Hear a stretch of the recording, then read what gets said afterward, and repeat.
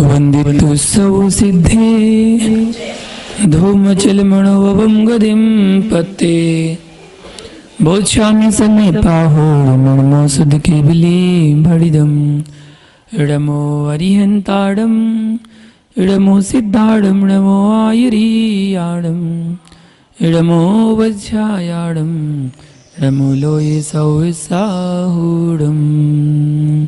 जय बोलो अनंतानंद सिद्ध परमेष्टि भगवान की, आचार्य भगवान कुंद कुंद स्वामी की, आचार्य गुरु विराग सागर जी महामुनि राज की, आचार्य श्री विशुद्ध सागर जी महामुनि राज की, अहिंसा विश्व धर्म की।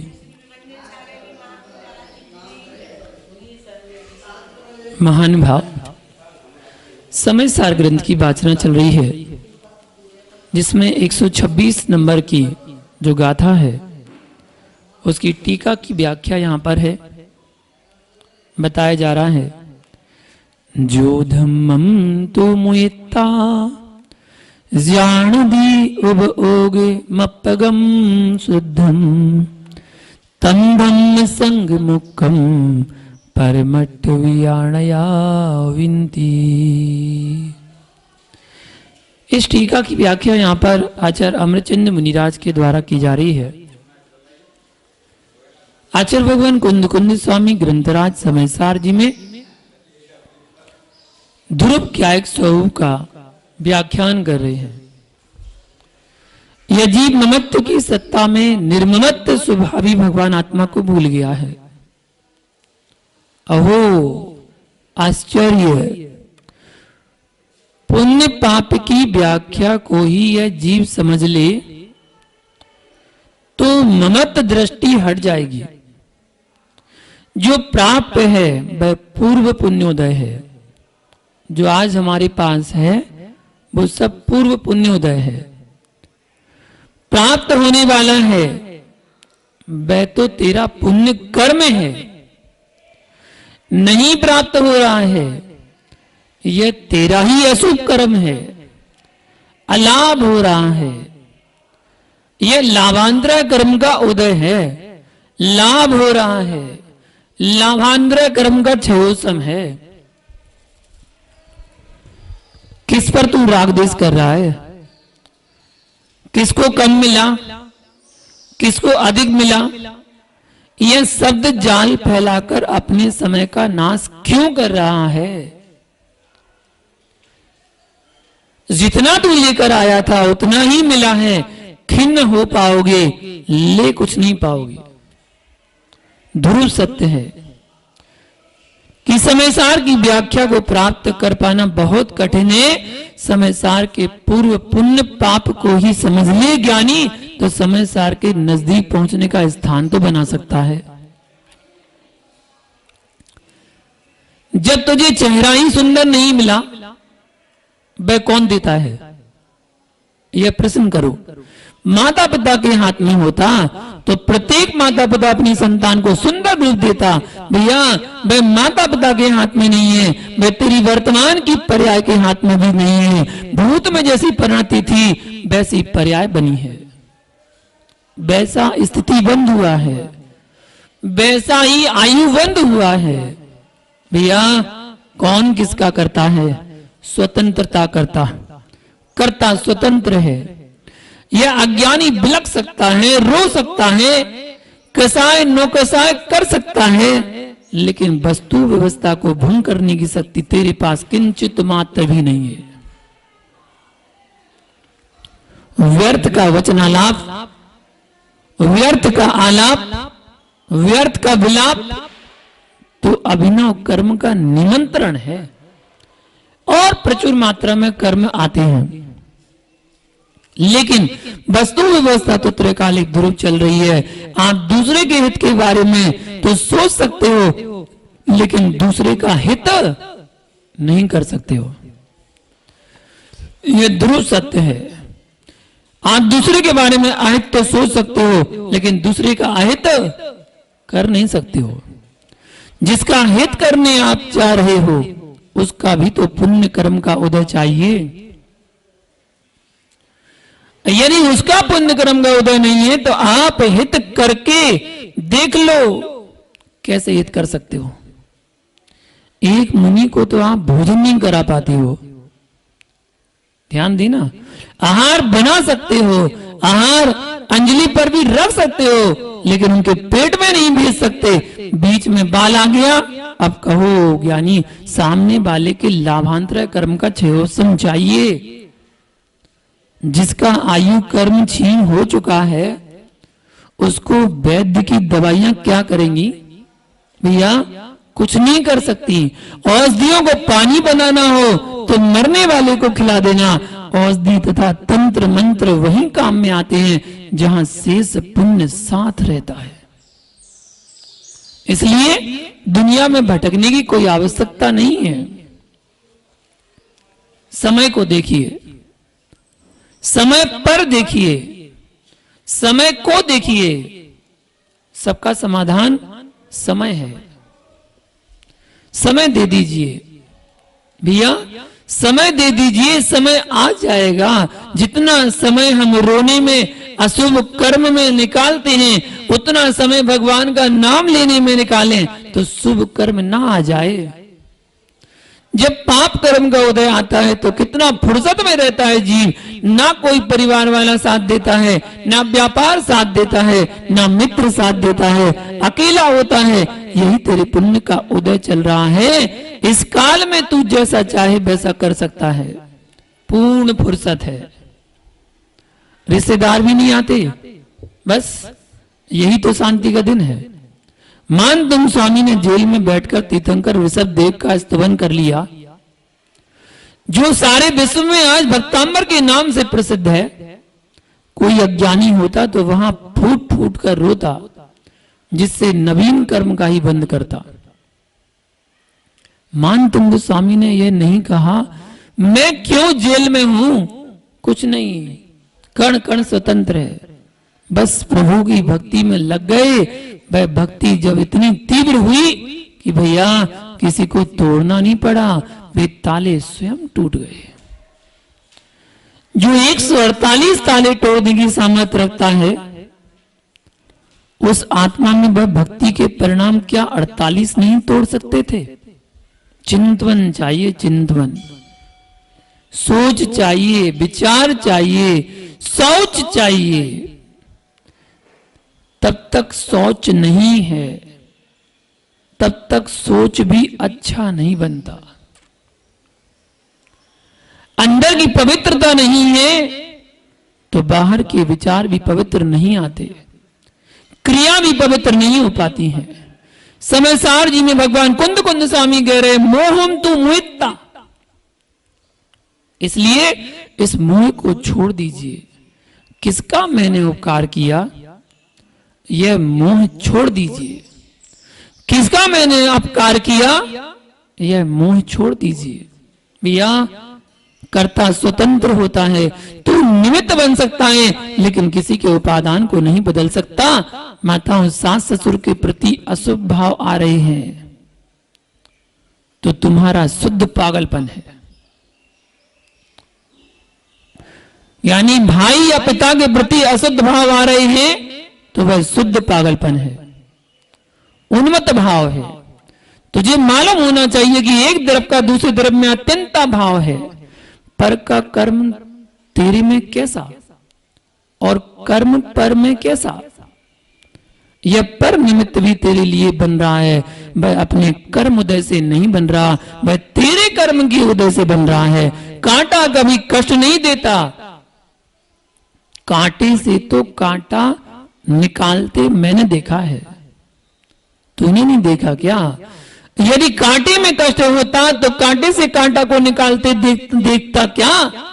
जब साता का उदय आता है तो कांटा कांटे को निकालता है, और जब असाता का उदय आता है तो कांटा पैर को विदीर्ण करता है। यह वस्तु व्यवस्था जगत में कहीं मिलेगी?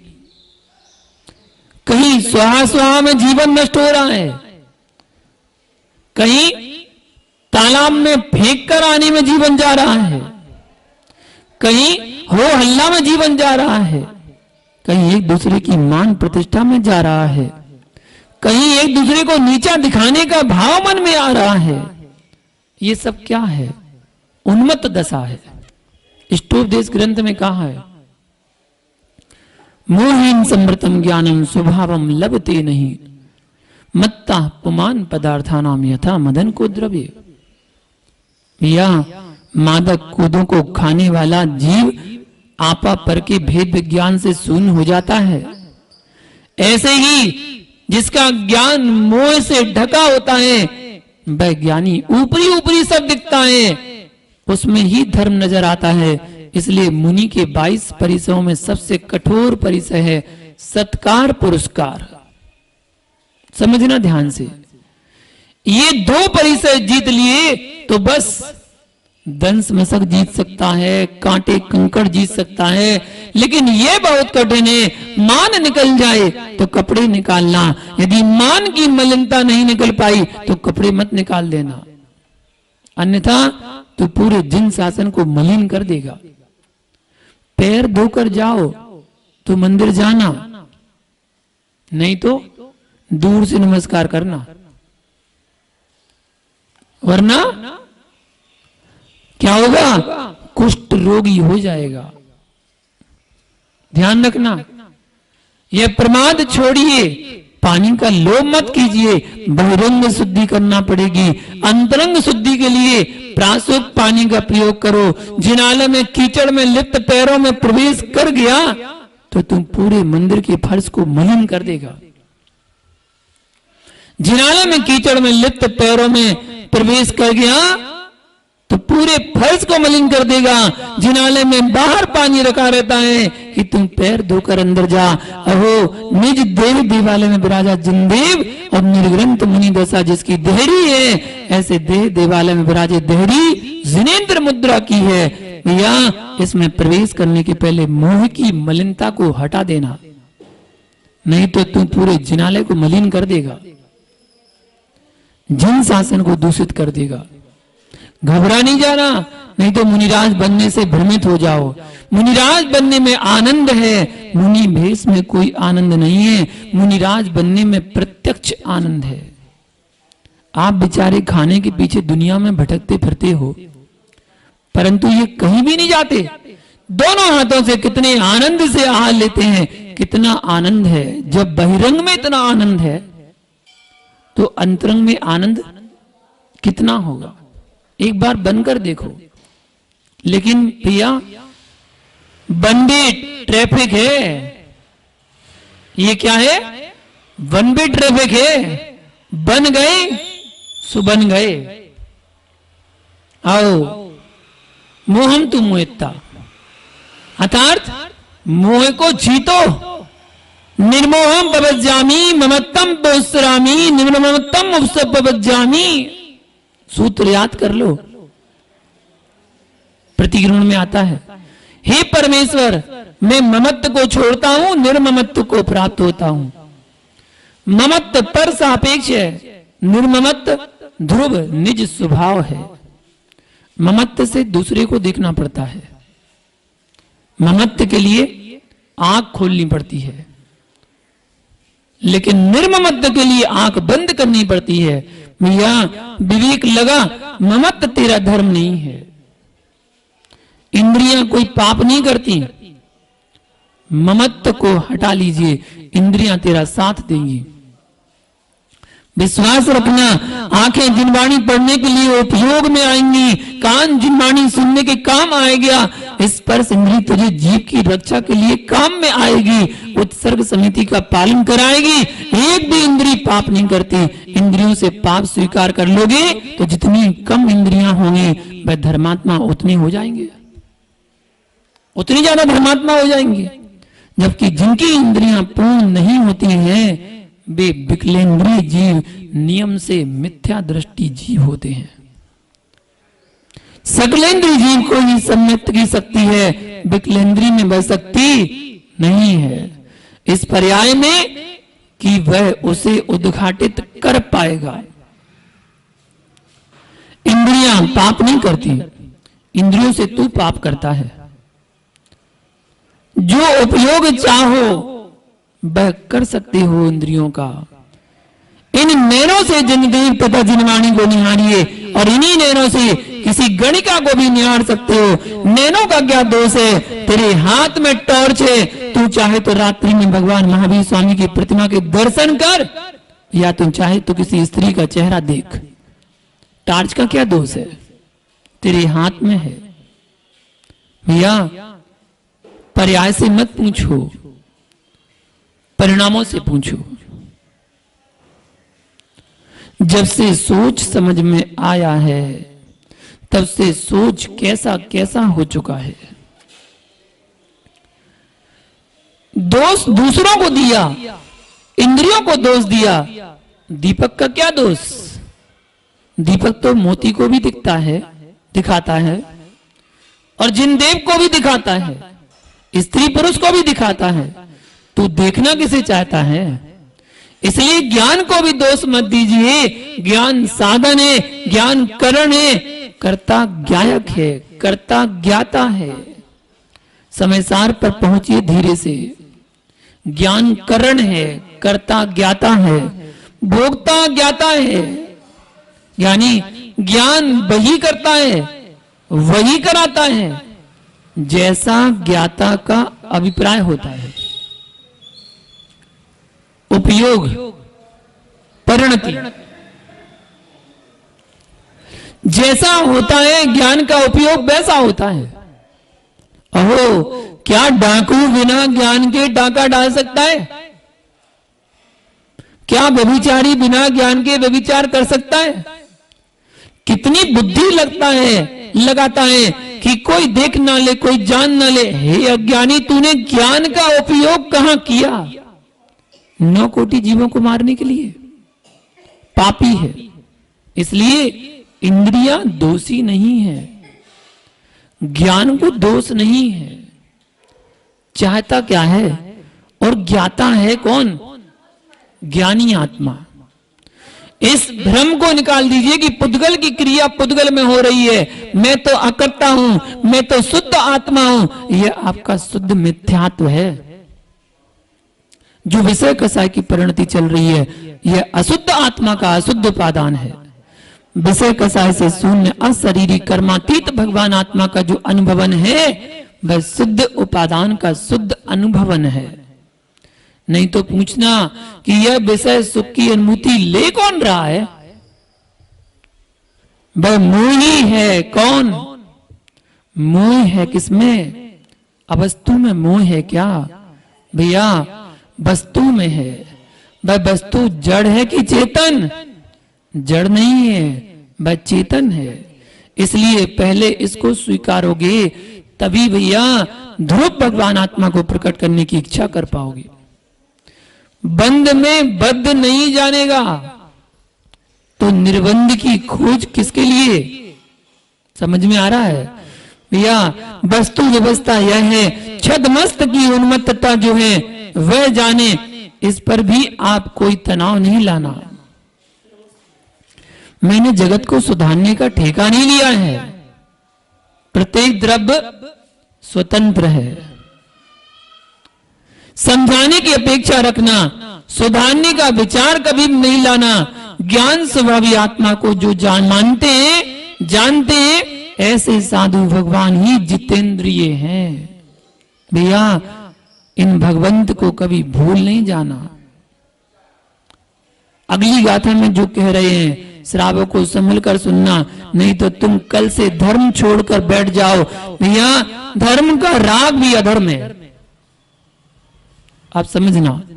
धर्म का राग भी अधर्म है। फिर 5 पापों का राग धर्म कैसा? बहुत ऊंचे पहुंच रहे हो, अब आप समय सार अपनी ऊंचाइयों पर है। भैया धर्म का राग भी अधर्म है। तो धर्म क्या है?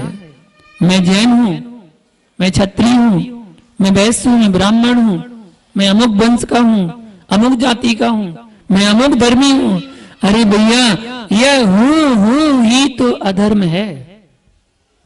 समझो, कुल में जन्म लेने से तेरी आत्मा बह नहीं हो गई। ब्राह्मण कुल में जन्म लेने से तेरी आत्मा ब्राह्मण नहीं हो गई। क्षत्रिय कुल में जन्म लेने से तेरी आत्मा क्षत्रिय नहीं हो गई। परमार्थ दृष्टि से देखें, जैन कुल में जन्म लेने से तो जैन नहीं हो गया भैया। आत्मा तो अरस अरूप अगंध स्वभावी है, उसमें यह सब कुछ है ही नहीं। यह परमार्थ दृष्टि है। व्यवहार से आप अपने वंश की रक्षा करो, लेकिन ध्यान रखना कि वह वंश की ही रक्षा है, वह तेरी रक्षा नहीं है। तेरी रक्षा तो तब है जब तेरी परिणति वंशातीत हो जाएगी। बांसुरी बनो, दूसरों के जूठे मुख पर रखे जाओगे। या समझ में नहीं आ रहा है क्या? वह बांसुरी मधुर आवाज तो निकालती है, लेकिन दूसरों के अधरों पर रखी होती है। धिक्कार है। जो वंश चलाता है उसे दूसरों के अधरों पर जाना होता है। धिक्कार है। कितना स्पष्ट कह दिया, तब भी समझ में नहीं आ रहा है क्या? बांसुरी दूसरे को मधुर संगीत सुना रही है, वह झूठे मुख पर जा रही है। भैया जो वंश चलाता है वह भी किसी के मुख पर जाता है। धर्म का राग जब अधर्म है तो राग का राग धर्म कैसा? बस हाथ पर हाथ रखना पड़ेगा, हाथ से किसी का हाथ नहीं पकड़ना पड़ेगा। जो हाथ पर हाथ रखते हैं वे योगी होते हैं, जो दूसरे का हाथ पकड़ कर जाते हैं वे संसार में फंसे भोगी होते हैं। एक बार ज्ञानी ने पकड़ लिया सो आज तक बैठा है।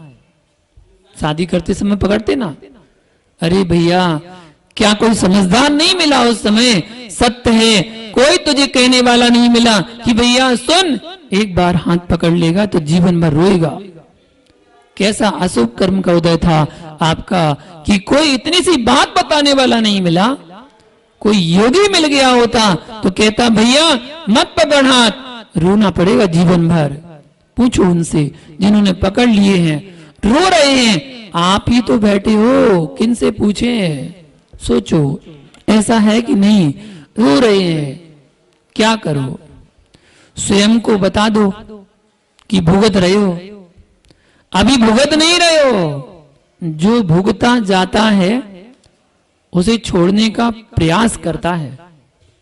धन्य हो, बड़े ज्ञानी जीव हो, भुगत भी रहा है और कहता है कि छूटता भी नहीं है।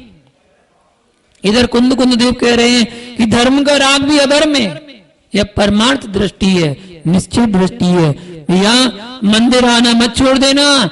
जो मुनिराज ने कहा है कि धर्म का राग भी अधर्म है, हाँ, यानी शुद्धोपयोगी योगी के अंदर यदि धर्म का राग भी आ गया, यदि धर्म का राग आ जाएगा तो उनका धर्म शुद्धोपयोग छूट जाएगा। आओ